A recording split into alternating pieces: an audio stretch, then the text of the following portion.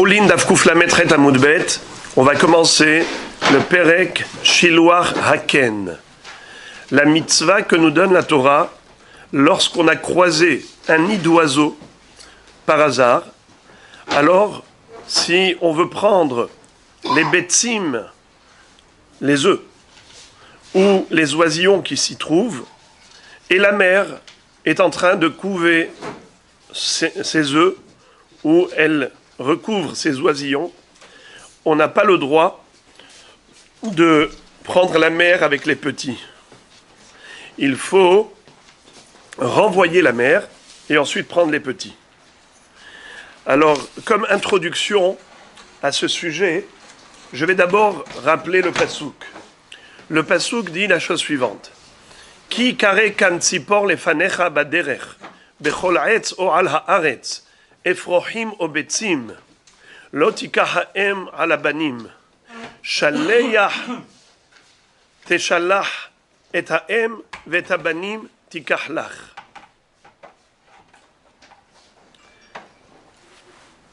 Qu'est-ce que ça veut dire? Si tu as croisé, chemin faisant, un nid d'oiseau et la mère se retrouve au-dessus de son nid, eh bien tu n'as pas le droit de prendre ha'em al habanim. Shaleach teshalach et ha'em vet habanim tikach lach. Tu dois renvoyer la mère et prendre les petits ou les œufs. Alors, il y a une mahloket entre Rashi et Rambam. Comment traduire le mot al? Lotika ha'em al habanim. Le mot al, qui veut dire sur,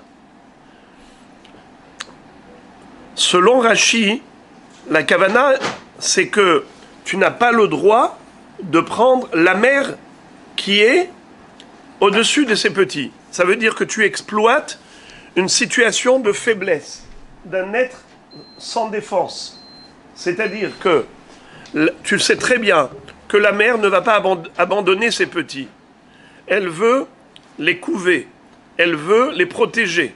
Et de ce fait, son sentiment de responsabilité maternelle l'emprisonne, le rattache à ce nid. Parce qu'en te voyant, la mère se serait enfuie. Mais comme elle a peur pour ses petits, qu'est-ce qu'elle fait? Elle reste là. Toi, qu'est-ce que tu fais? Tu la pièges par ses sentiments. Ça veut dire du fait qu'elle est sentimentalement attachée à ses petits, elle est là. Toi, tu en profites de cette faiblesse de sa nature.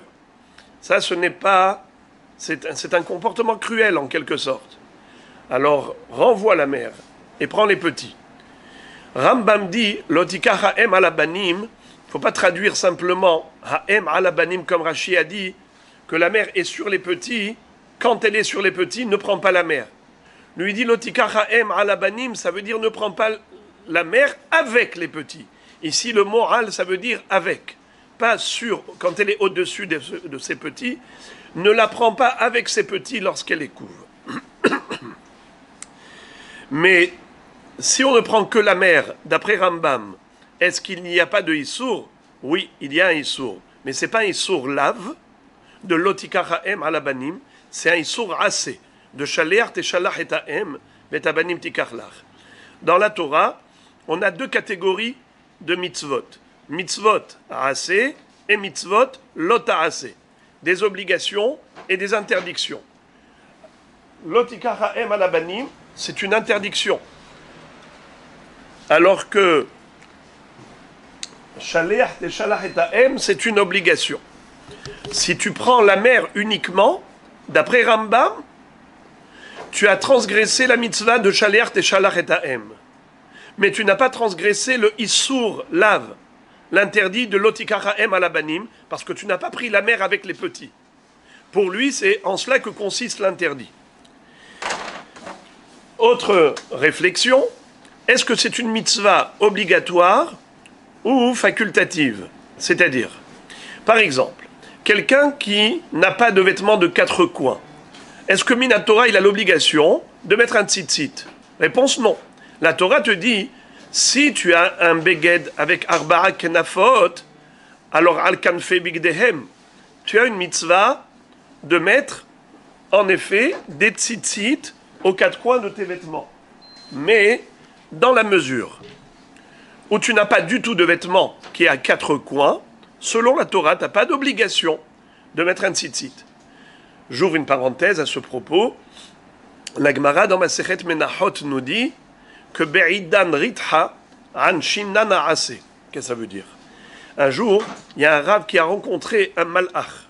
Il a posé la question au malach, il lui dit, dis-moi s'il te plaît, dans le tribunal céleste, est-ce qu'on punit quelqu'un qui n'a pas accompli une mitzvah assez, mais qui est kiyumit, qui n'est pas hiyuvit, comme par exemple la mitzvah de tzitzit? Je suis chayav que si j'ai quatre coins. Si je n'ai pas quatre coins dans mon vêtement, je ne suis pas chayav. Est-ce qu'on juge la personne pour l'absence de cette mitzvah?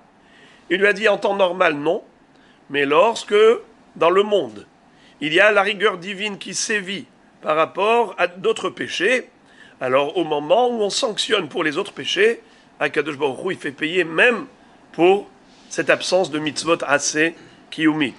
Encore un autre exemple. Vous savez que le maaser des fruits, on est hayav de les donner aux Lévis que dans la mesure où les fruits sont rentrés dans la maison par le Petah Habayit. Mais si c'est rentré par la fenêtre, Derer Gagot, Hatzerot, Karfifot, les fruits n'ont pas vu l'entrée de la maison, les fruits ne sont pas hayav de maaser selon la Torah. La Gemara nous raconte, elle nous dit, viens voir la différence entre les premières et dernières générations. Les premières cherchaient à accomplir les mitzvot. Ils faisaient rentrer leurs fruits par la porte de la maison pour être hayav de maaser et accomplir une mitzvah. Les dernières générations se croient plus malines, alors ils veulent économiser 10% du chiffre d'affaires. Qu'est-ce qu'ils font? Ils font rentrer les fruits des gagot par le toit de la maison, hatzerot, karfifot. Pourquoi? Les liftor mina maaser. Comme ça, ils sont exonérés d'impôts. Ils sont dispensés de la mitzvah, de la dîme du maaser. Mais la Gemara nous montre quelle était aussi la différence entre les premières générations et les dernières. Abaye disait, à l'époque de Rav Yehuda, lui, quand il y avait de la sécheresse, il disait à Kadosh Baruch Hu, Hachem, si tu n'envoies pas la pluie, je me mets en deuil.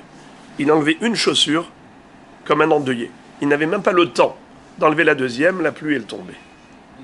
Abaye disait, nous on crie, on prie, et la pluie ne tombe pas. Ça veut dire, première génération faisait plaisir, il cherchait à faire plaisir à Dieu. Il ne cherchait pas à échapper aux mitzvot. Au contraire, pouvoir accomplir le maximum de mitzvot. Les dernières générations économisent, entre guillemets, l'énergie, le temps, la dépense, et ainsi de suite. C'est ça la différence. Quelqu'un qui aime Hachem ne cherche pas à se dispenser des mitzvot. Donc, la mitzvah de Shiloah Haken, la mitzvah d'envoyer la mer pour prendre les oisillons ou les œufs. Est-ce que ça fait partie de la catégorie des mitzvot obligatoires, c'est-à-dire tu es obligé? Ou bien, c'est seulement si tu as envie de prendre les œufs, si tu as envie de prendre les oisillons. Alors là, on te dit, il faut que tu procèdes comment? D'abord, tu renvoies la mer. Mais si tu n'es pas intéressé ni par les œufs, ni par les oisillons, eh ben, ce n'est pas grave, tu passes devant le nid et tu fais rien. C'est une marloquette entre les poskim. Certains disent, si tu as croisé le nid, tu ne peux pas y échapper. Tu es obligé de faire la mitzvah. Ah, t'as pas envie? Eh ben, t'as pas envie, c'est pas grave. Va chercher ton manche à balai, renvoie la mer. Maron, tu renvoies la mer. Certains disent, tu dois quand même prendre les oisillons dans la main ou les œufs. D'autres disent non, et tu renvoies la mer. Mais la deuxième shita, la deuxième opinion, consiste à dire que non. La mitzvah, elle est ce qu'on appelle facultative. Ça veut dire quoi facultative? C'est comme la shchita. Vous savez qu'on fait la bracha avant de faire la shchita, l'abattage rituel. Baruch ata Hashem Elokeinu melech haolam, asher kideshanu bemitzvotav et tzivanu, à la shchita. Est-ce qu'on est obligé d'aller faire des shchitot tous les jours? Est-ce qu'on est obligé de prendre des bêtes et les égorger? Pas du tout. C'est seulement si tu as envie de manger de la viande, alors là tu as la mitzvah au niveau de la procédure. Comment tu vas manger cette viande? En l'abattant rituellement. en faisant la shrita. Donc la shrita, c'est une mitzvah facultative. C'est une mitzvah qui est réchoute. Tu n'es pas obligé de manger de la viande, tu n'es donc pas obligé de faire la shrita. Vous pouvez fermer la porte là-bas. Puisque tu n'es pas obligé de manger de la viande, donc la mitzvah de faire la shrita, c'est une mitzvah qui n'est pas obligatoire. Mais elle devient obligatoire dans la mesure où tu as un intérêt, où tu veux atteindre l'objectif de manger la viande. La même chose. Prendre les œufs et les oisillons, c'est pas obligé. Dans la mesure où tu veux, alors là tu as l'obligation de renvoyer la mer. Ça veut dire que la mitzvah du Shiloh Haken, Shiloh Haken ça veut dire renvoyer la mer, cette mitzvah, elle est facultative. Elle est obligatoire dans la mesure où tu veux atteindre un objectif. Celui de prendre les œufs, de prendre le nid. Alors là on te dit, voilà Rabotai, une petite introduction au texte qu'on va étudier maintenant, qui est la première Mishnah de ce chapitre, qui va traiter entièrement de cette mitzvah. Shiloh Haken, ou certains disent Shiloh Hakan, comme dans la Torah s'écrit, qui est carré Kan Tzipor, ou bien Ken Tzipor, ou Kan Tzipor, le nid d'oiseau. Shiloh Haken noheg ba'aretz ou behul. Ça veut dire que cette mitzvah n'est pas relative spécialement à la terre d'Eretz Israël. Même en Hutzla Aretz, cette mitzvah est applicable. Si là-bas, je croise un nid d'oiseau perché, chemin faisant, eh bien j'ai la mitzvah de Shiloh Haken. Bifnei Abayit veshelo bifnei Abayit. À l'époque du temple et même après la destruction du temple. Ça veut dire que cette mitzvah, elle est intemporelle. Elle n'est pas liée au Beth Amikdash. Donc vous avez compris, on a parlé ici de deux éléments, le temps et l'espace. Le temps intemporel, pas seulement à l'époque du Beth Amikdash, cette mitzvah était praticable, mais même après la destruction du temple. Au niveau de l'espace, pas uniquement en Eretz Israël, mais même en Hutzla Aretz. Très bien. Maintenant, la Mishnah nous donne une troisième précision. Bahulin aval lo bamukdashin. Que veut dire Bahulin aval lo bamukdashin? Cette mitzvah de renvoyer la mère pour prendre les petits, c'est uniquement par rapport à des volailles qui sont hulin. Qu'est-ce que ça veut dire hulin? Profane. Velo mukdashin et pas hekdesh. Qu'est-ce que c'est que hekdesh? Hekdesh, c'est quelque chose qu'on a consacré au Beth Amikdash. Alors il existe deux sortes de volailles. Il y a des volailles qui sont sacrifiables, d'autres qui ne sont pas sacrifiables, mais qui sont sacralisables. C'est-à-dire, je peux sacraliser un objet, mais il n'est pas sacrifiable. Dans le sens où il est consacré au Beth Amikdash, mais uniquement par rapport à sa valeur monétaire. Mais il y a des volailles qui sont sacrifiables elles-mêmes. Lesquelles sont sacrifiables? Shtetorim o shne beneyona. Des colombes ou des tourterelles. Ce sont les seules volailles qui sont aptes au sacrifice de rof, de volaille. Tandis que toutes les autres volailles, comme par exemple le poulet, naron, toutes sortes, le canard et ainsi de suite, ça, c'est consommable, c'est caché à la consommation, mais c'est en aucun cas sacrifiable. Quel est le din, par exemple, quelqu'un qui aurait consacré au Beth Amikdash des coqs ou des poules? Eh bien, oui, c'est Hekdesh, mais c'est ce qu'on appelle Kedushat Damim, Avalo Kedushat Agouf. C'est Kadosh pour la valeur monétaire, mais pas une valeur intrinsèque. Mais pas une Kedusha intrinsèque. Dans le sens où je ne pourrais pas sacrifier ça sur le Misbéach. Nahon, le Kohen, ne va pas faire de sacrifice. Mais le Gizbar, le trésorier du Beth Amikdash, lui, qu'est-ce qu'il va faire? Il va prendre ses poulets, il va les vendre au marché, et qu'est-ce qu'il va faire avec? L'argent qu'il a récupéré, il le reverse dans le trésor du Beth Amikdash, ce qu'on appelle Kedushat Bedek Habayit. C'est pour le trésor du Beth Amikdash, pour la restauration, la réfection, la rénovation du Bet Amikdash, ou quand il faut acheter des kelim qui ont été abîmés et ainsi de suite. Ça s'appelle Kedushat Bedek Habayit. Alors, quand on nous dit Bahulin aval lo bamukdashin, que la mitzvah de Shiloh Haken n'est applicable que pour des oiseaux, des volailles qui sont profanes et pas des volailles qui sont sacrées, alors on a deux possibilités de parler de sacré. Soit on parle de Shnetorim, Shene Benayona, c'est-à-dire des volailles qui sont sacrifiables sur l'autel, sur le Mizbeach, donc ils ont une Kedushat Hagouf, soit on parle de volailles quelconques, pas des tourterelles ou des colombes, on parle de volailles qui ne sont pas sacrifiables, et tout de même elles sont sacrées. Parce qu'elles ont été consacrées au Beth Amikdash, elles ont une valeur monétaire qui, elle, a été consacrée. Donc le Gizbar va vendre ces oiseaux, il va récupérer l'argent qu'il va reverser au trésor du Beth Amikdash. Bedek Habayit. Eh bien, quand on nous dit Bahulin aval loba mukdashin, j'ai croisé un nid d'oiseaux perché sur un arbre et j'ai la mitzvah de renvoyer la mer pour récupérer les œufs ou les oisillons, on parle de hulin, que uniquement des oiseaux qui sont profanes, mais pas des hekdesh, pas mukdashin. Quel mukdashin? Les deux catégories. Kedushat Hagouf et Kedushat Damim. Homer bekisui adam mishiloh haken, shekisui adam noheg bahaya uba'of, bamezuman ubeshe'en mezuman. Beshiloh haken eno noheg ela ba'of, ve'eno noheg ela beshe'eno mezuman. La Mishnah met en comparaison deux mitzvot. Une mitzvah qu'on avait déjà vue dans l'un des chapitres précédents, c'est la mitzvah de Kisui Adam, recouvrir le sang. De quoi s'agit-il? Lorsqu'on a fait la shrita d'une volaille, après la shrita, il faut recouvrir son sang. Ça s'appelle mitzvah de Kisui Adam. Et pas uniquement pour des volailles, même pour des hayot, pas pour des behemoth.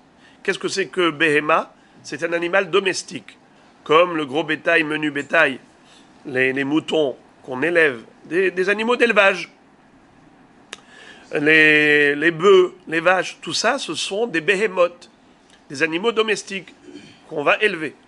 Mais il y a des hayot tehorot qu'on peut manger, mais qui ne sont pas domestiques, elles sont sauvages. Comme par exemple le cerf, la gazelle, tzvi, ayal, yahmour, Théo, Dishon, Ako, Zamer. Il y a toutes sortes de hayot qui sont tehorot. Celles-là aussi, quand on leur fait la shrita, il faut recouvrir leur sang. Alors que le sang des behemoths, non.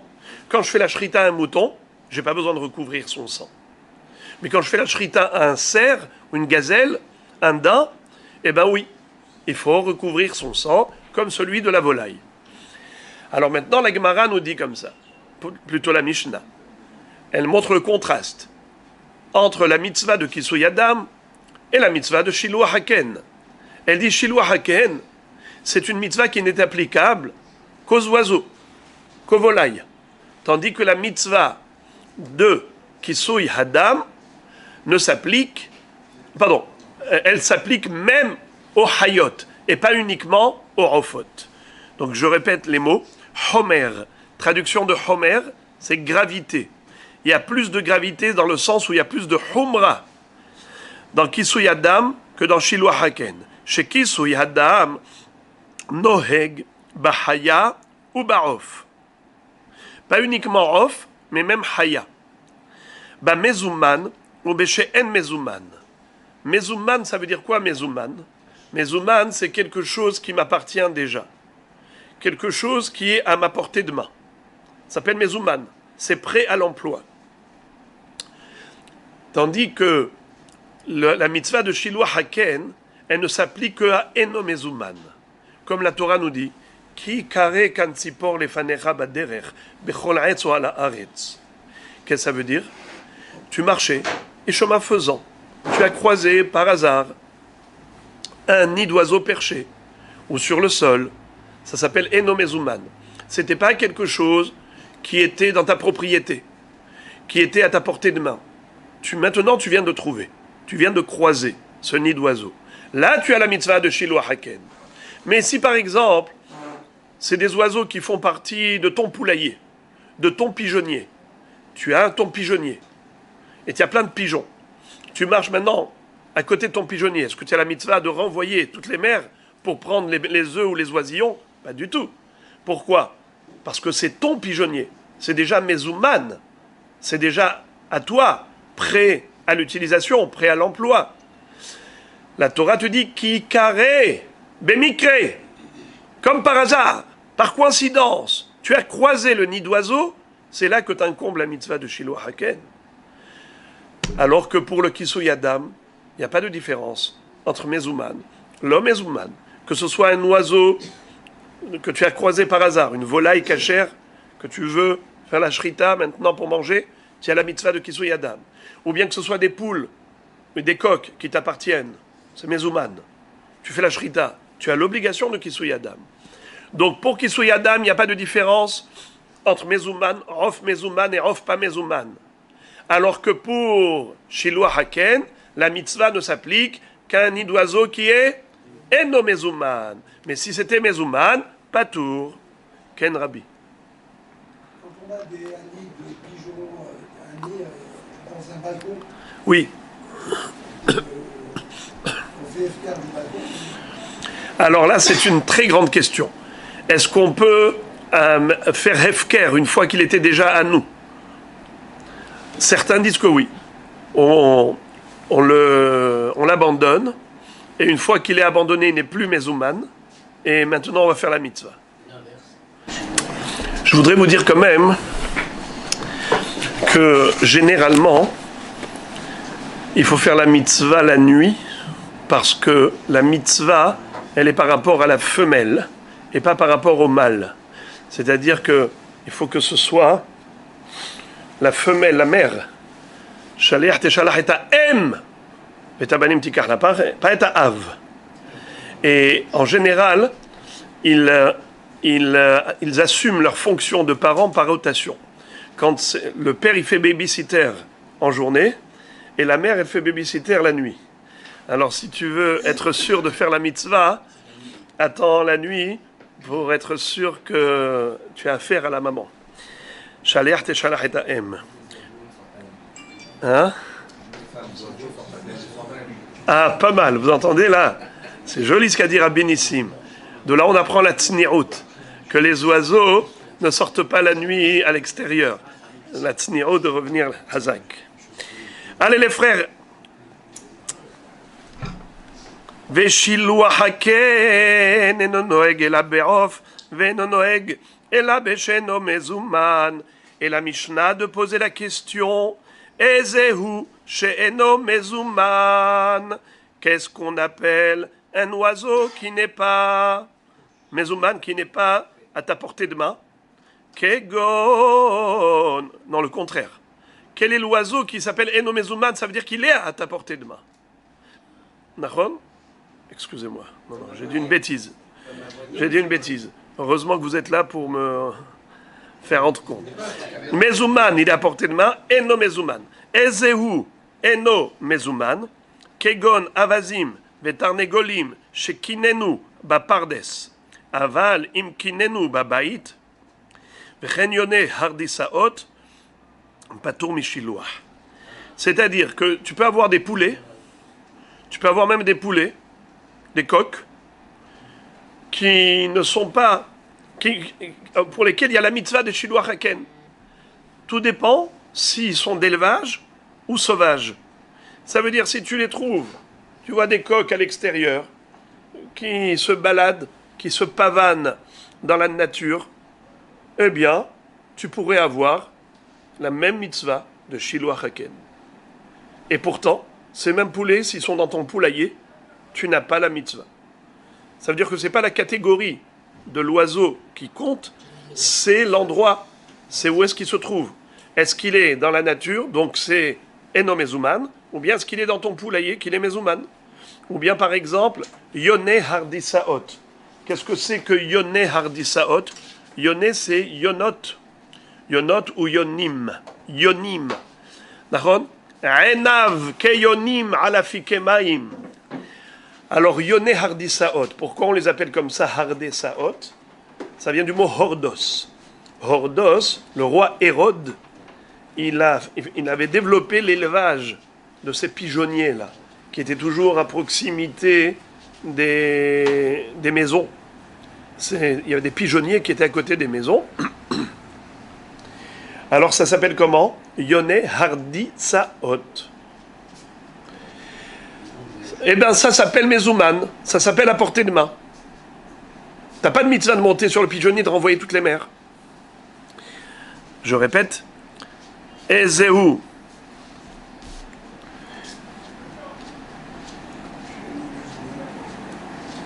Ezeu she'eno mezouman. Kegon avazim. C'est quoi avazin? Mazé avaz? Les oies. Tarnegolim. Les coqs. Chez kinenu bapardes. C'est quoi kinenu bapardes? Kinenu. What is it kinenu? Bravo. Ils ont construit leur ken, leur nid. Kinenu, c'est la sotken. Bapardes, c'est quoi pardes? Un champ, mais qui est à l'extérieur. Bravo. Ça désigne, pardes, c'est un verger qui est à l'extérieur. Avalim kinenu babait, s'ils ont fabriqué un nid à la maison, c'est-à-dire dans la cour. Vechenyone hardisaot, ou bien les pigeons de Hordos, patour michiloir. On est dispensé de la mitzvah de chiloir. Très bien. Maintenant, écoutez, un chidouche extraordinaire. Rof tamé, patour mileshaleah. Est-ce que vous entendez là? C'est quoi rof tamé? Hein? Une volaille impure. Qu'est-ce que ça veut dire une volaille impure? Elle a une blessure. Une volaille qui n'est pas cachère à la consommation. Hein, comment ça s'appelle? Rof tamé. Le mot tamé, dans la Torah, ça désigne deux choses. Soit tamé dans le sens physique, je touche, je deviens tamé, comme un mort par exemple, il communique de la toum'a. Mais tamé aussi, ça veut dire quelque chose auquel je n'ai pas accès, qui est inaccessible pour moi. Atum. D'ailleurs, les lettres de tamé, c'est les lettres de atum, bloquées. Un rof tamé, ça veut dire un rof que je n'ai pas le droit de manger.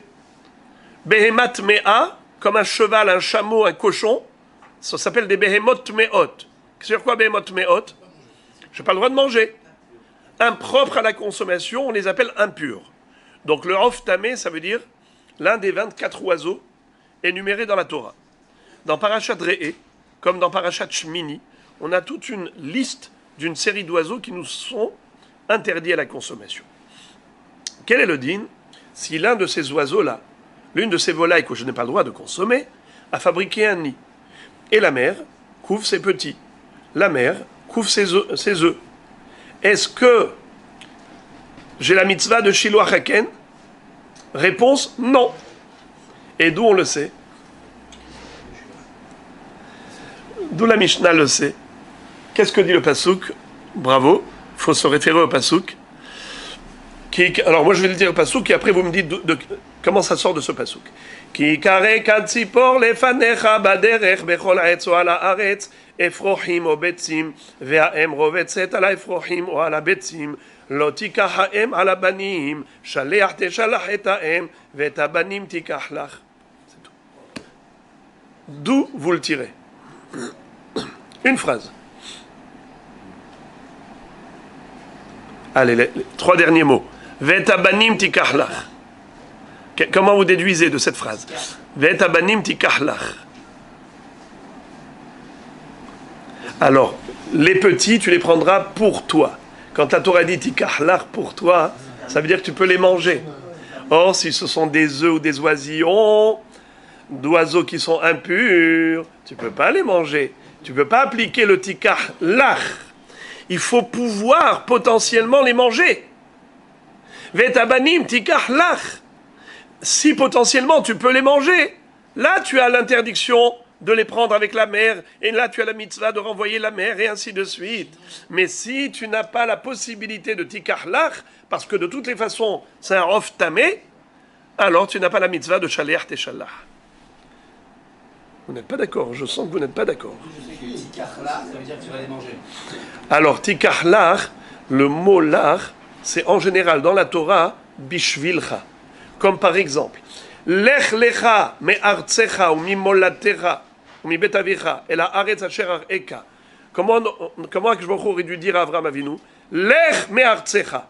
Comment il lui a dit, lech lecha. C'est quoi lech lecha? C'est quoi va pour toi? C'est quoi va pour toi? Traduisez. C'est quoi va pour toi? Vous avez compris ces mots-là? Va pour toi, j'ai rien compris. Expliquez-moi en français. Va pour toi, j'ai jamais vu ça. Ça veut dire quoi, va pour toi? Bravo, pour ton bien, pour ton profit. You understand? Lech lecha, c'est pour toi, va pour toi, pour ton plaisir, pour ton profit. Comme dit Rashi, les hanaatra ultovatra. Ici tu n'as pas d'enfant, là-bas tu en auras. Ici tu n'as pas d'argent, là-bas tu en auras. Les hanatra ultovatra. Donc le mot lecha dans la Torah désigne le profit personnel, l'intérêt personnel. Donc lorsqu'on dit lech lecha, c'est les tovatra. Pareil, vetabanim tikachlach, tikach bishvilcha. Baruch tiyeh mikol ha'amim. Alors les frères et les amis, on est d'accord? Maintenant, Rof tameh patour mileshaleach.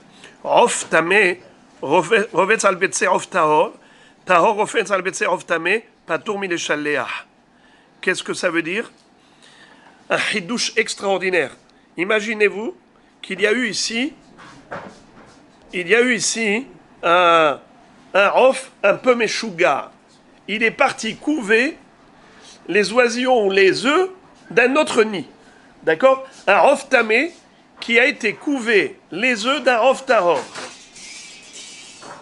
Ou le rof tahor qui a été couvé les œufs d'un rof tamé. Qu'est-ce que vous dites? Eh bien, lisez la fin de la Mishnah. Rof tamé, rovetz, al betze, rof tahor. Vetahor, rovetz, al betze, rof tamé. Patour mileshaleach.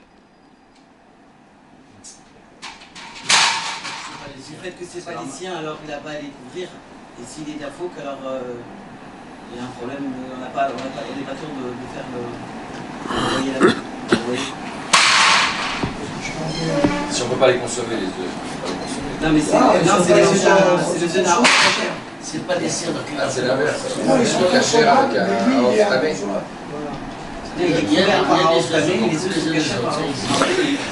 Alors écoutez les frères et les amis, pourquoi est-ce que quand il y a eu ce chassé-croisé, ce n'est pas bon? Parce que déjà le mot tzipor, ça c'est un chidouche, c'est que le terme tzipor désigne un rof tahor. Quand on dit rof, ça peut être tamé, ça peut être tahor. Quand on dit tzipor, ça ne peut être que tahor. Comment la Torah ici s'est exprimée? Elle a parlé de rof ou elle a parlé de tzipor? Elle a parlé de tzipor. Ki kare kan tzipor lefanecha. Donc déjà on sait que la mère, elle doit être rof tahor et pas rof tamé. Maintenant, d'où sait-on que les petits, par exemple, si la mère a été couvée des petits d'un rof tamé. Je répète, par exemple, la poule a été couvée les œufs de l'aigle. C'est pas très prudent pour elle, mais imaginons. Donc, les œufs de l'aigle, hein? Il n'y a pas de mitzvah. Pourquoi? Et d'où on apprend qu'il faut pouvoir manger les œufs? On vient de le dire, vetabanim tikachlach. Bravo. Pourquoi il n'y a pas de mitzvah? Parce que les œufs, il faut pouvoir les manger. Vetabanim tikachlach. Banim, ça désigne aussi bien les oisillons comme les œufs. Puisque tu ne peux pas les manger, donc il n'y a pas de mitzvah. Maintenant, l'inverse.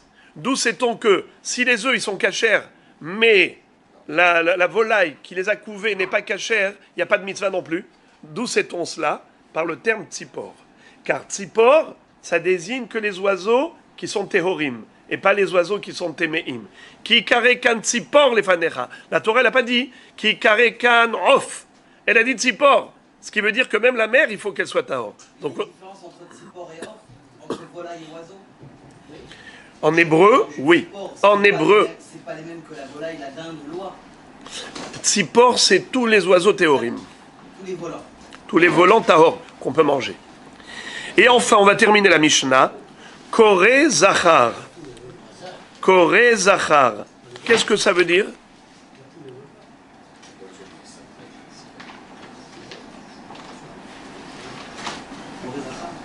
Ouais.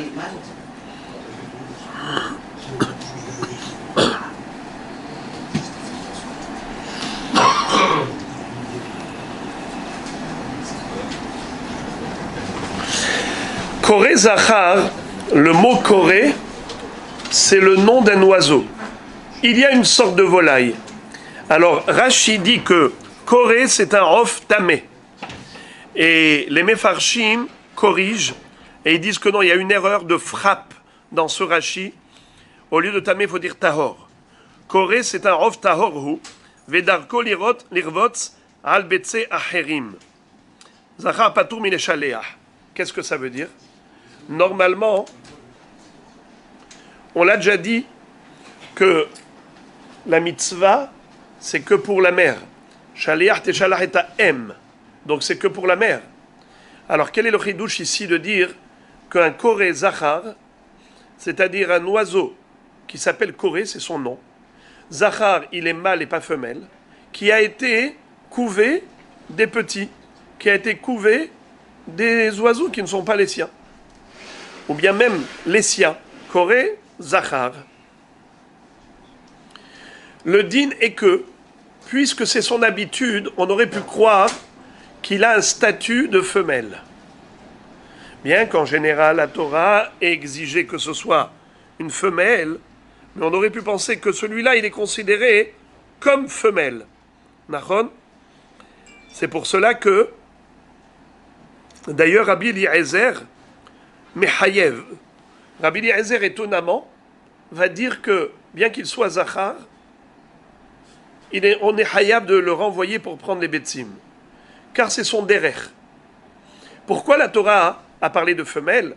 Car c'est généralement la femelle qui couvre les œufs. Mais il y a toute règle son exception. Et l'exception confirme la règle. Il y a une exception.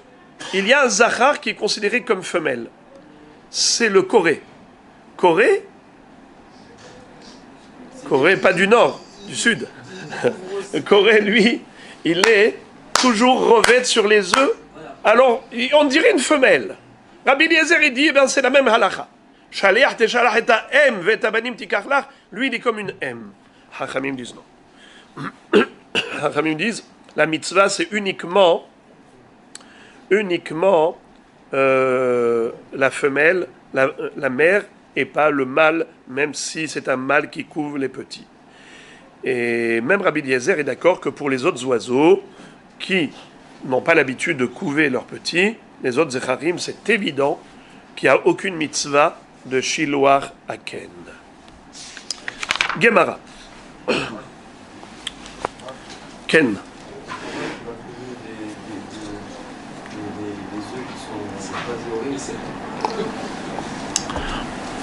Le Rashi dit que Koré, c'est Rof Tamé, mais les Mefarshim disent que c'est une erreur qui est tombée dans Rashi, c'est une erreur de frappe, il faut corriger. Rof Tahor.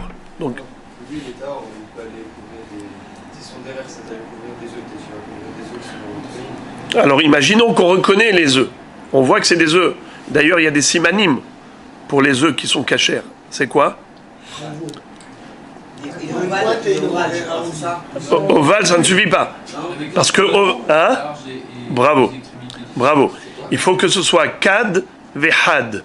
Mais si c'est kad ou had, c'est pas cacher. C'est-à-dire, le mot kad ou le mot had, c'est pointu. Kad, c'est large. Donc, on a deux sortes d'ovales. Vous avez l'ovale qui est symétrique. Donc, les deux côtés, les deux extrémités sont pointues. Vous avez l'ovale qui est symétrique, mais les deux côtés sont larges. Et il y a des œufs. Ceux-là, ce sont des œufs qui ne sont pas cachers. Tandis que les œufs cachers doivent être asymétriques. Un côté kad, un côté had. Donc c'est ovale, mais asymétrique. Mais ovale symétrique n'est pas cacher.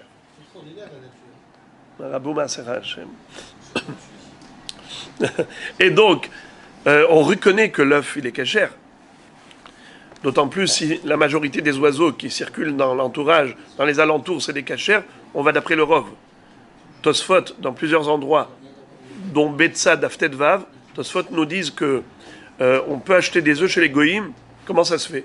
Peut-être qu'ils ont des œufs qui ne sont pas cachères. Et dit le Rov des Betsim qui sont parmi nous sont des oiseaux qui vivent autour de nous, qui sont des oiseaux cachères. On va d'après le Rov. Gemara. Rabbi Avin ve Rabbi Miyasha. Vous connaissez Rabbi Miyasha? Alors faites la connaissance. Rabbi Avin ve Rabbi Miyasha, tous les deux rabbanim, ont dit Had Amar, Kol echad itnan ba'aretz ubechutz la'aretz, shelo letzorech, levad mereshit hagez, leapuke midrabi l'ay, de Amar, reshit hagez eno noheg ela ba'aretz. Vehad Amar, Kol echad itnan bifnei habayit veshelo bifnei habayit, shelo letzorech, levad meoto vet beno, salka datach amina, ho'ilu be'inyana de kodashim ktiv, bizman deika kodashim ninhog, bizman deika kodashim lo ninhog. Kamashma alad. Qu'est-ce que ça veut dire?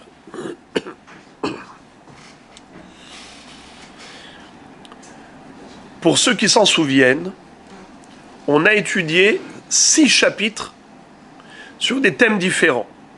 On avait vu la notion de Kisui Adam, de Otovet Beno, de Reshit Hagez, de Zoal Hayaim et Keva. On avait vu plusieurs sujets. Et la Mishnah, qui entamait chaque chapitre, qui traitait d'un sujet différent, à chaque fois ça commençait par les mêmes phrases. Les mêmes phrases. Noheg ben ba'aretz, ben bechutz la'aretz. Noheg ben ba'hulin, Noheg ben bifnei habayit, ben shelo bifnei habayit.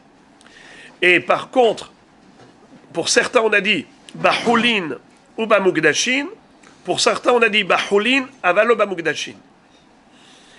Qu'est-ce que ça veut dire? À chaque fois, c'était pour nous dire que c'était dans tous les espaces, ben ba'aretz, ben bechutz la'aretz, ou bien pour nous dire que c'était intemporel, que c'était applicable à l'époque du Beth Amikdash, ou même après la destruction du Saint-Temple. Par contre, au niveau de la nature de l'objet, s'il est kadosh ou il est holin, là il y avait des divergences, des différentes possibilités. Alors, Moraï et Rabotai, ici, ces deux rabbanim nous disent qu'il y a certaines phrases qui étaient en fait inutiles. Parce que ce sont des enseignements évidents. On n'avait pas besoin de nous le dire, c'est une évidence. Alors pourquoi on l'a écrit? On l'a écrit par symétrie, par souci de symétrie. Comme j'ai souvent rappelé qu'à l'époque, le chasse était retenu par cœur. Les Mishnayot, avant que Rabbeinu Akadosh les ait écrites, c'était l'enseignement de la Torah orale. Et les gens répétaient, ils mémorisaient. C'était tout appris par cœur. On appelle Torah Shebe'alpeh. Et d'ailleurs, il y avait même une interdiction de l'écrire. Torah Shebirtav, Iyata Rashai Leomra Be'alpeh. Torah Shebe'alpeh, Iyata Rashai Lekotva. La Torah écrite, tu n'as pas le droit de l'enseigner oralement, tu dois lire les psukim. La Torah orale, tu n'as pas le droit de l'écrire. Et pourtant, lorsque Rabbeinu Akadosh, Rabbi Yehuda Hanassi, a pris la décision de l'écrire, c'est parce qu'il a vu qu'avec la galoute, après la destruction du Saint-Temple, Israël a été dispersé, et avec toutes sortes de persécutions, de pogroms, ils étaient dans un état où il n'y avait plus de stabilité d'esprit. Si on n'écrivait pas la Torah, elle risquait d'être oubliée. Il a dit, je sais que c'est assour, mais je préfère transgresser ce petit issour plutôt que Chas v'Shalom, Am Israël oublie sa Torah. Ha'et la'asot la'Shem, eferu toratecha. Le moment est arrivé de faire pour Dieu, eferu toratecha. Ils ont transgressé la Torah qui a dit de ne pas écrire. Ils ont écrit. Il y avait même un rave, il s'appelait Rabbi Nathan Adler. C'était le rave du Khatam Sofer. Lui, il avait une mémoire phénoménale. Tout ce qu'il apprenait, il n'oubliait jamais. Il n'écrivait jamais. Il a dit, j'ai pas le droit d'écrire. Tout le héter d'écrire, c'est par le risque d'oubli. Il n'oublie pas. Il photographiait ce qu'il étudiait. Alors, en tout cas, quand on nous dit que c'est une mitzvah, lorsque Rabbeinu HaKadosh a écrit les Mishnayot, il les a écrites comme elles étaient apprises Be'alpé. Et comment on les apprenait? Avec une rédaction symétrique. Le style de rédaction, la syntaxe était telle de manière à ce que les gens puissent mémoriser facilement. Alors parfois, il pouvait y avoir des phrases inutiles, mais c'était juste pour qu'il y ait une symétrie, une cohérence, une harmonie dans le texte. J'ai même rappelé une fois que parfois il manque des phrases dans la Mishnah et la Gemara restaure cette phrase. Elle dit Hasouré mais Hasra ve'achiketane. Il manque ici une phrase, il faut la rajouter dans la Mishnah. Le Tiferet Israël pose une question, il dit mais comment est-ce qu'il manque une phrase essentielle de la Mishnah? C'est pas possible ça. Pourquoi est-ce qu'elle manque? Et il dit, incroyable, il dit que c'est comme ils apprenaient avec une mélodie pour mémoriser, parce que quand vous récitez les Mishnayot avec mélodie, alors vous vous rappelez, comme Shir HaShirim. Si je demande à quelqu'un de me dire, allez, fais-moi Shir HaShirim par cœur, il aura du mal. Mais si je lui demande de chanter, il chantera. Shir HaShirim Asher Lishlomo. Mais s'il faut lire comme ça, sans mélodie, c'est plus difficile. Alors, il dit que ces phrases, il les avait retirées parce que ça ne correspondait pas à la mélodie. Mais quelle phrase il retirait? Celle qui était indispensable. De manière à ce que quand tu vas lire, tu vas dire, attends, il y a un trou là, il y a un trou noir. C'est pas possible, on comprend rien. Et là, tu vas comprendre qu'il manque une phrase essentielle, tu vas la restaurer. Alors, on a compris maintenant que dans ces 6 chapitres, on a retrouvé 3 phrases, les mêmes. Noheg ben ba'aretz, ben bechutz la'aretz, ben bifnei habayit, bet hamikdash, ben shelo bifnei habayit, bahulin ou bamukdashin, ou bien bahulin velo bamukdashin. Donc ces 6 chapitres nous disent Rabbi Avin, Rabbi Miesha, ils nous disent, sachez une chose, que dans certaines Mishnayot, c'était pas la peine de nous dire que cette mitzvah elle est applicable ben ba'aretz, ben bechutz la'aretz, boker tov, mais c'est évident. Nous avons une règle. Les mitzvot qui sont relatives à la terre d'Israël, comme l'agriculture, ça c'est des mitzvot qui s'appliquent en Eretz Israël. Parce que c'est lié à la terre. Comme par exemple, la mitzvah de Teruma, de Maaser. Les fruits qui poussent sur la terre d'Israël sont soumis à cette mitzvah de prélèvement. Mais les fruits qui poussent en Chutz La'aretz, n'ont pas cette mitzvah. D'accord. Mais par exemple, mettre les téphilines. J'ai besoin de te dire que tu dois mettre les téphilines, peu importe là où tu habites, que tu habites en Eretz Israël ou en Chutz La'aretz, tu dois mettre les téphilines. Je n'ai pas besoin de te dire. Tu comprends? Puisque ce n'est pas une mitzvah chez Telouya Ba'aretz, c'est Telouya Bagouf. C'est pas Telouya Ba'aretz. C'est pas relatif à la terre. Donc c'est évident que je dois accomplir cette mitzvah n'importe où. Alors, pourquoi tu me l'as écrit? Il y a ici des mitzvot que ce n'était pas nécessaire de le dire. En effet, mais rien qu'à cause d'une fois, sur les 6 chapitres, une seule fois c'était nécessaire, on les a écrits partout, par souci de symétrie, pour bien mémoriser. Regardez. Had Amar, Kolecha, Ditnan, Ba'aretz ou Bechutz La'aretz, Shelo Letzorech. À chaque fois qu'on a écrit que ces mitzvot-là sont applicables en Eretz Israël et en Chutz La'aretz, c'était inutile. Levad Mereshit Hagez. La seule fois où c'était utile de nous le dire, c'est Reshit Hagez. C'est quoi Reshit Hagez, Rabbi Nissim? Rappelez-nous ce qu'on a appris. Bravo. La mitzvah de donner une partie de la tonte de laine, lorsqu'on a tondu les moutons, il faut donner les prémices de la tonte à qui? Au Kohen. Ça s'appelle Reshit Hagez. Eh bien, c'est la raison pour laquelle, puisqu'on doit donner Reshit Hagez au Kohen, on te dit que ça, c'est pas seulement en Eretz Israël, même en Chutz La'aretz. Et pourquoi on aurait pu penser autrement? Il dit parce que Behemet Rabbi Lai, la pouké mede Rabbi Lai d'Amar, Reshit Hagez eno noheg ela ba'aretz. Behemet Rabbi Lai, lui, il dit que Reshit Hagez, ça a été comparé à la terouma.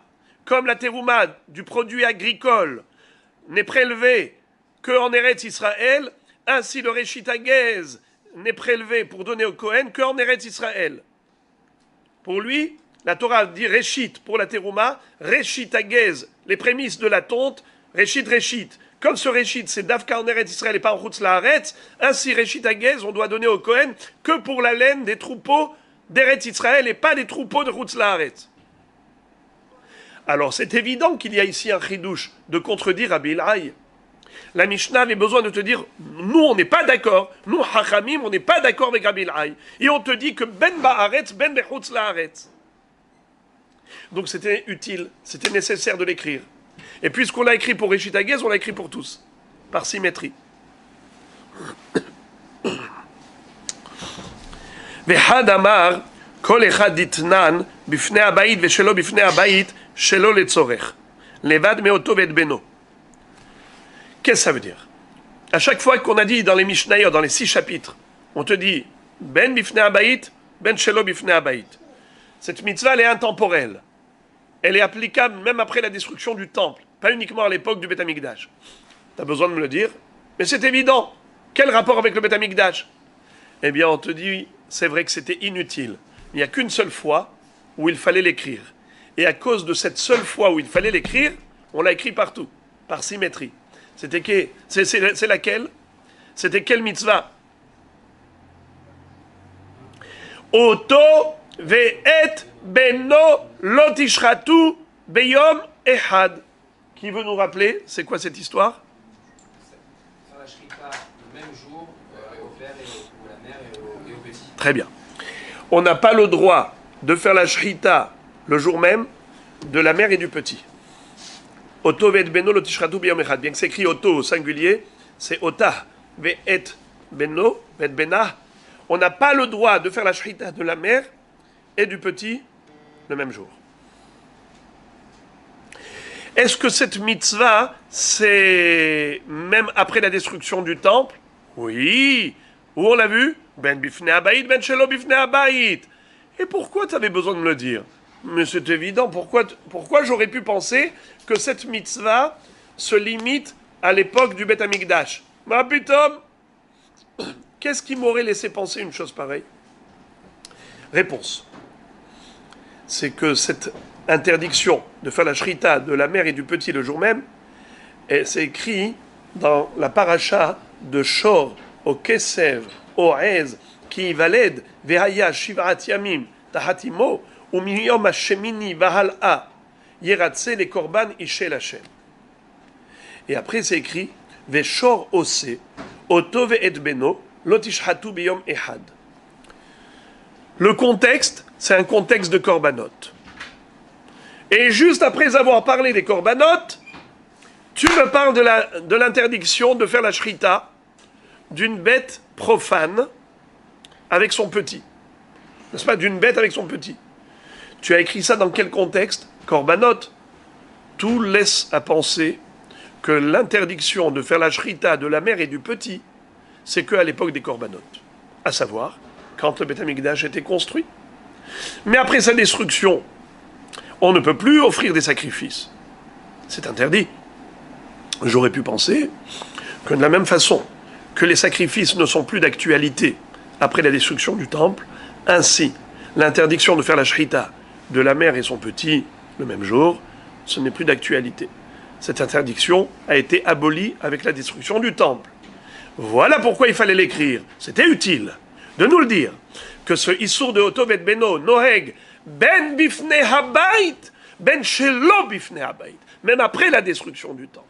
Et puisqu'il fallait l'écrire dans le thème de Oto vet beno, on l'a écrit dans les 6 thèmes.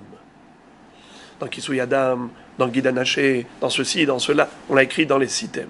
C'est-à-dire qu'il y avait un thème par... Bravo! Sur les 6. C'est pour les amener chacun. Bravo! Dans chaque thème, il y avait une fois où c'était nécessaire. C'est incroyable. Alors maintenant, la Gemara nous dit Vetarvaihu amre kol echad ditnan bachulin ubamugdashin letzorech levad migid anaché. Ah, elle est belle celle-là. Écoutez les frères et les amis. J'ai envie, je crois que je vais prendre un tableau.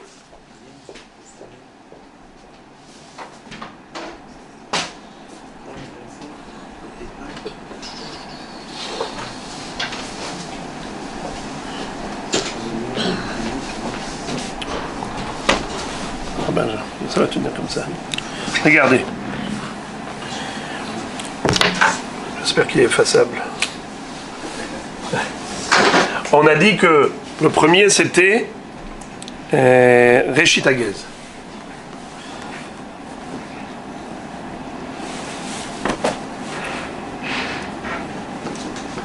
Merci beaucoup. Toda rabba.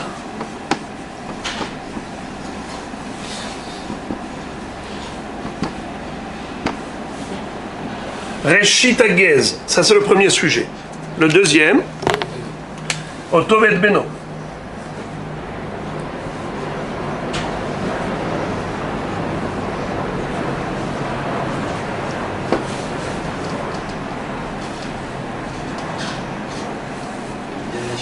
Otovet Beno. Le troisième c'est Guide Anaché, Chazak.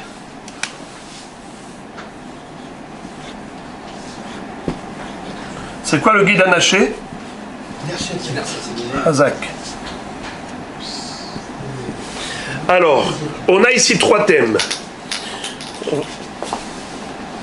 La Gemara nous dit qu'à chaque fois qu'on a écrit Ben Ba'aretz, Ben Bechutzala Aretz dans les 6 thèmes, ce n'était pas nécessaire. La seule fois où c'était utile de nous le dire, c'était pour Réchit Hagez. Pourquoi? Parce que Réchit Hagez, on a même un Tana qui s'appelle Rabbi Laï, qui lui va dire qu'en effet, cette mitzvah n'a pas lieu d'être en Chutzla Aretz. D'où il le sert? Par Terouma. La Terouma s'appelle Réchit, Réchit Hagez s'appelle Réchit. Comme le Réchit de la Terouma, c'est uniquement en Eretz Israël, la Terouma, et pas Chutzla Aretz, ainsi Réchit Hagez, c'est uniquement en Eretz Israël et pas Chutzla Aretz. Donc c'est tout à fait normal que la Mishnah avait besoin de dire, on n'est pas d'accord avec Rabbi Laï. Non. Réchit Hagez, Noheg ben Ba'aretz, ben Chutzla Aretz, pour exclure justement l'opinion de Rabbi Laï. Puisqu'on l'a écrit à propos de Réchit Hagez, ben Ba'aretz, ben Chutzla Aretz, on l'a écrit dans les 6 thèmes. Pareil pour Otovet Beno. On nous a dit, dans les 6 thèmes, on a dit, Noheg, ben bifnei abayit, ben shelo bifnei abayit. Machon? Ben bifnei abayit, ben shelo bifnei abayit. Était-il nécessaire de le dire? Sur les 6 thèmes, qu'une seule fois c'était nécessaire. C'était pour Otovet Beno.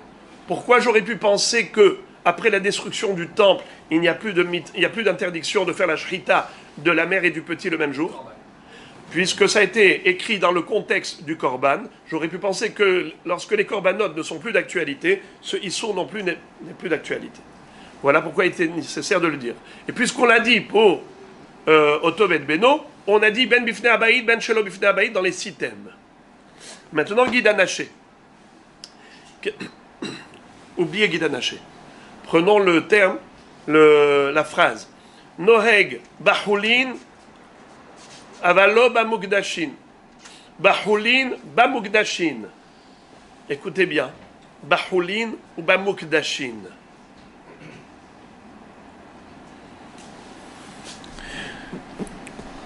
Tarvaïhu Amre. C'est quoi Tarvaïhu Amre? Tarvaïhu, traduction.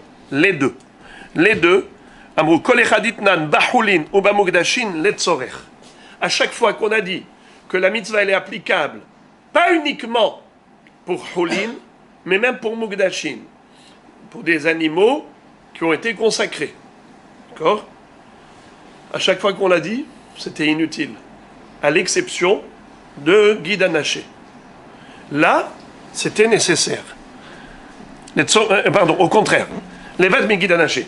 Là, c'est le contraire. À Botaï, la difficulté dans Guide Anaché, c'est que c'est le contraire dans la logique. C'est-à-dire que dans tout cela, on avait dit, dans ces deux-là, on a dit que c'était partout inutile, sauf là où c'était utile. Mais dans Guide Anaché, le fait de dire Bahulin ou Bamugdashin, c'est inutile.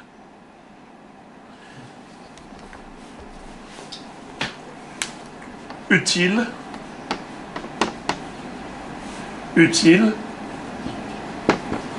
inutile.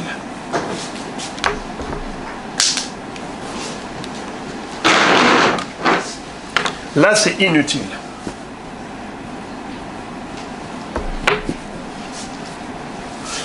Voilà. C'est ça le chidouche. Le chidouche, c'est de nous dire que Partout c'était utile. À chaque fois qu'on a dit Bahoulin Bamukdashin, c'était utile. Sauf Guidan Naché, c'est inutile. Pourquoi? La seule fois où c'était inutile, c'était dans Guidan Naché. Pourquoi? La Gemara dit Pshita. Pshita. Qu'est-ce que ça veut dire Pshita? C'est évident. Pourquoi? Pshita, Mishum d'Igdash Pakale Isur Guidan Naché Mine. Ça veut dire le issou du nerf sciatique. On n'a pas le droit de manger le nerf sciatique d'une bête qui est profane. Et maintenant, si cette bête-là, je l'ai sacralisée, je fais par exemple un korban shlamim. C'est quoi un korban shlamim? C'est un korban dont je peux manger la viande. Le Kohen va d'abord sacrifier les graisses sur l'autel. On va donner la poitrine et l'épaule de la patte avant droite à qui? Au Kohen. Ce qu'on appelle Hazé Vachok. Tout le reste de la viande, qui est-ce qui mange? Le Israël, le propriétaire du Korban. Il va manger le nerf sciatique? Assour. La Gemara dit, mais ça c'est une évidence. C'est Pshita qui ne peut pas manger. Pourquoi? Le Issour de manger le nerf sciatique qui existait avant que cette bête ne soit sacralisée, ce Issour-là, comment il va disparaître? Quoi, il s'est évaporé? Parce qu'il a rendu Kodesh. Alors le Issour du Guidan Naché va disparaître? Évidemment que non. Alors c'était inutile. Mais à chaque fois qu'on a dit Noheg, Bahoulin ou Bamukdashin, c'était utile. La seule fois où c'est inutile, c'est pour le Guidan Naché.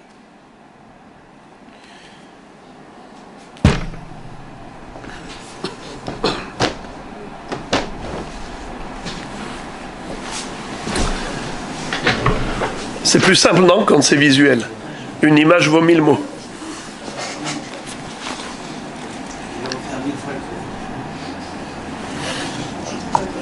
Bravo. Alors les amis, on y va. La Gemara dit Pshita. En effet, c'est Pshita. La Gemara dit, excuse me, velab ukimna bevladot kodashim. C'est-à-dire,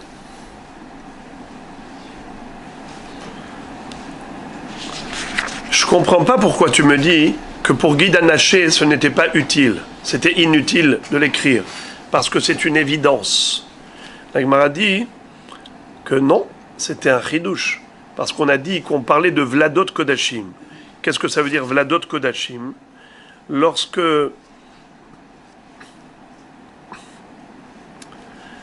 le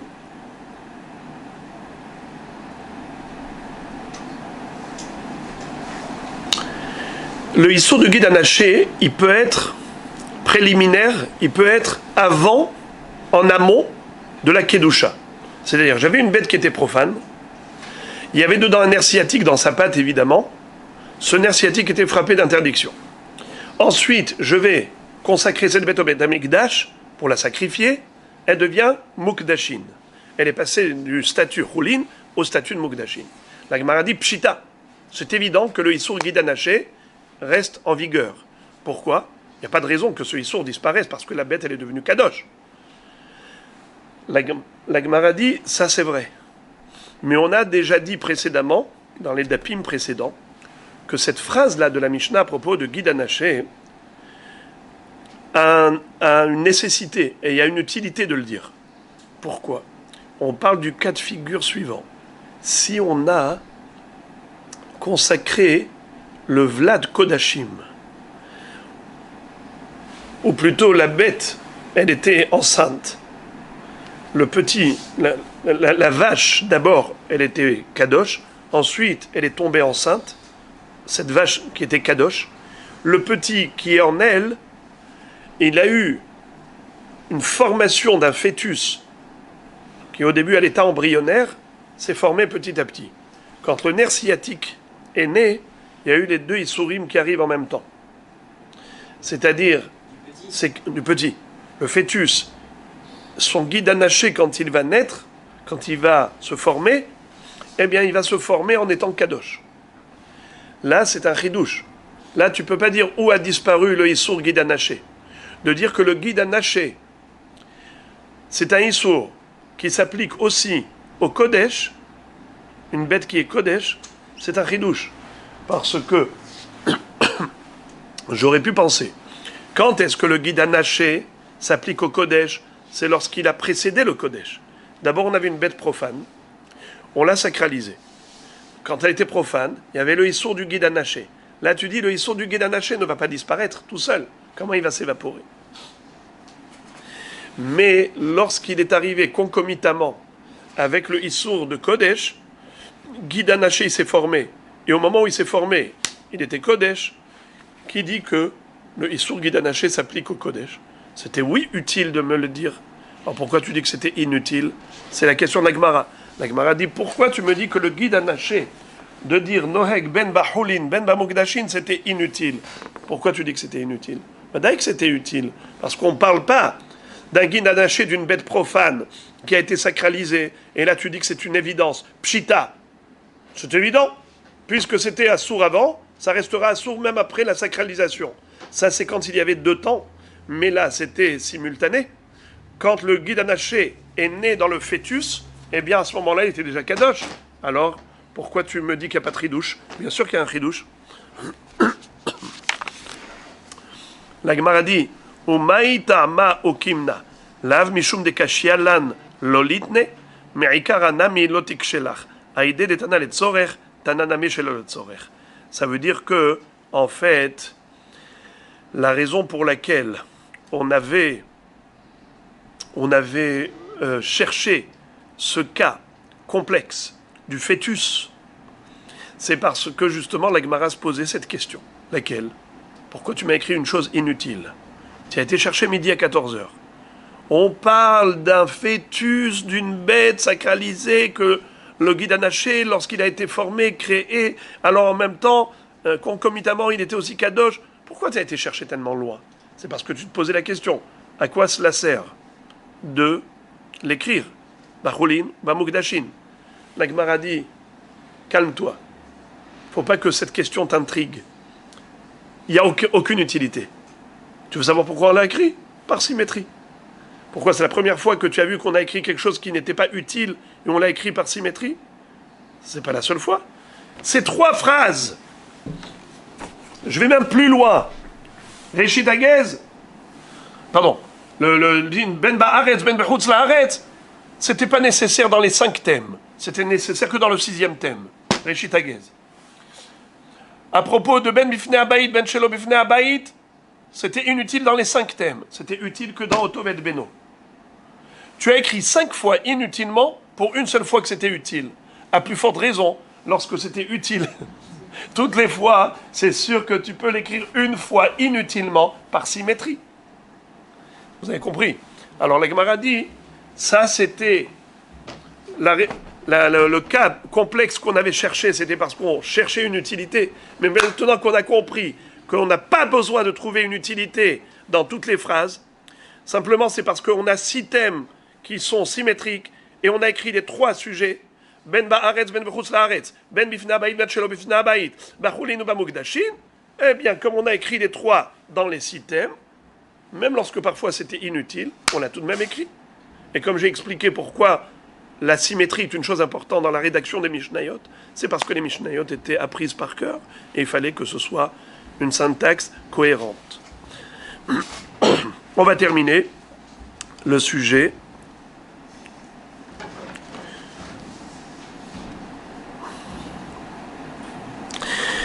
Bachulin Loba Mugdashin. La Gemara maintenant se rapporte à cette phrase qui nous dit que Shiloh Haken, la mitzvah de renvoyer la mère pour récupérer les oisillons ou les œufs, ne s'applique que à des oiseaux chulin, mais pas des volailles qui ont été consacrées au Bet Hamikdash. La Gemara demande Amaï, pourquoi pas? Pourquoi si je croise un pigeonnier où les oiseaux étaient déjà consacrés, sacralisés, pourquoi il n'y aurait pas la mitzvah de renvoie la mère et prends les petits?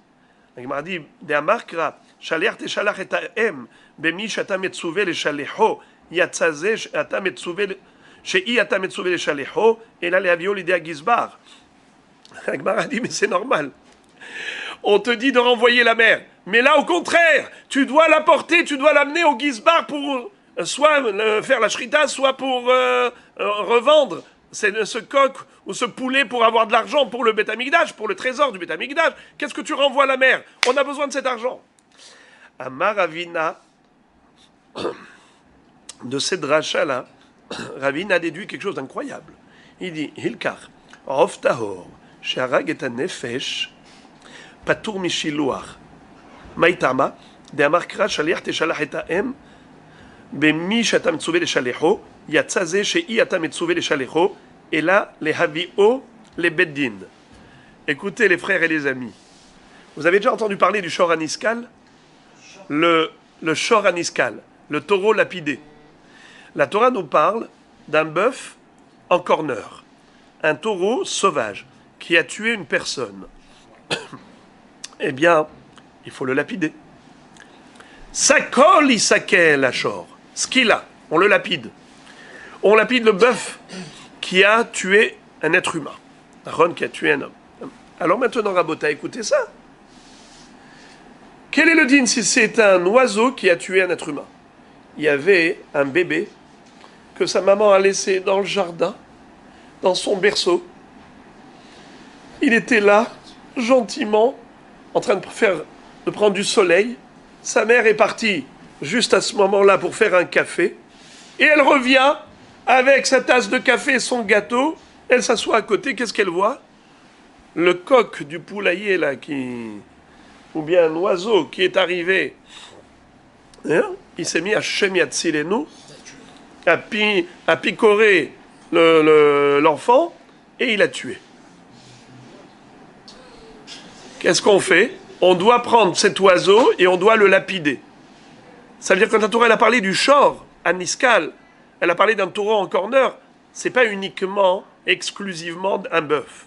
N'importe quelle bête, n'importe quelle volaille qui aurait tué un être humain, un ben Israël, il faut lapider cet être vivant. Cet être vivant. Alors, maintenant, quel est le din? Si j'ai croisé la volaille qui a tué un bébé, est-ce que je lui dis, la mère qui a tué le bébé, mais non, cette mère-là, tu fais pas la mitzvah de Shiloach Haken. Tu l'attrapes et tu l'amènes au Beddin pour la lapider. Pourquoi? Parce que on vient de dire que la mitzvah de Shiloach Haken, c'est uniquement mais celui-ci, au contraire, tu as une autre mitzvah qui consiste à l'attraper et l'apporter. Où? Alors, pour l'histoire du korban, tu l'apportes où? Au Beth Amikdash. Tu donnes au Gizbar pour qu'il vende la volaille, qui récupère les sous. Pour le Rav qui a tué un bébé, qu'est-ce que tu fais? Tu le ramènes au Beddin pour le lapider. Donc on a compris. La Gemara dit, excuse me, j'aime bien ton hidouche. Il est curieux, mais je voudrais juste que tu m'expliques. Echidame, de quel oiseau qui a tué un bébé tu me parles? I de gamardine barketalahu. Qu'est-ce que ça veut dire? Si il a déjà été jugé et condamné, cet oiseau, parce que vous savez qu'il y avait un jugement. Il y a un avocat. Mais vous savez quel jugement? Non. Il faut le Beddin. Écoutez quelque chose. Ashor Isakel, c'est écrit Vewad Bib'alav. Ça veut dire Vewad Bib'alav. Il faut qu'il y ait deux témoins qui viennent et qui témoignent devant le propriétaire que ton bœuf a tué quelqu'un. Ton oiseau a tué quelqu'un. Il faut qu'il y ait une haïdoute. Sinon, le bonhomme, il dit, attendez, vous allez me tuer mon bœuf, il coûte 10 000 shekels. Vous n'allez pas me tuer mon bœuf. Si, il a tué quelqu'un. Il y a des témoins. Mais il faut un jugement. Alors, il dit, attends, vous n'allez pas tuer mon oiseau? Ne me le tuez pas. Il dit, si, il a tué quelqu'un. Qui dit? Il y a des témoins. Il faut un jugement. Ok? Alors, la Gemara dit, s'il y a déjà eu jugement, alors, qu'est-ce qu'il fait cet oiseau-là vivant? Mais ils auraient dû le tuer déjà. Barketalaou. Et là, Delo Gamardine. Il s'agit dans le cas où il n'a pas encore été jugé. Ubae le atouye le bedina. Vekayumebe ubiarta hara mikirbecha. En effet, il s'agit du cas où il n'a pas encore été jugé, et c'est à toi de faire appliquer la halacha. attrape-le, attrape l'oiseau, amène-le au Beddin et convoque, que le Beddin vont convoquer le propriétaire, et comme ça on va accomplir la mitzvah de Ubi'arta hara mikirbecha. Traduction, élimine le mal qui est en toi. Généralement, quand le Beddin exécutait un homme qui était condamnable, alors on disait Ubi'arta hara mikirbecha. Tu vas éliminer le mal qui est en toi, rachat. Mais ici, c'est éliminer le mal physique. Ubi'arta hara mikirbecha. Cet oiseau qui est dangereux, qui a tué un bébé, tu dois l'éliminer. Ubi'arta hara mikirbecha. Bon, on va s'arrêter là les amis, et à demain, Be'ezrat Hashem.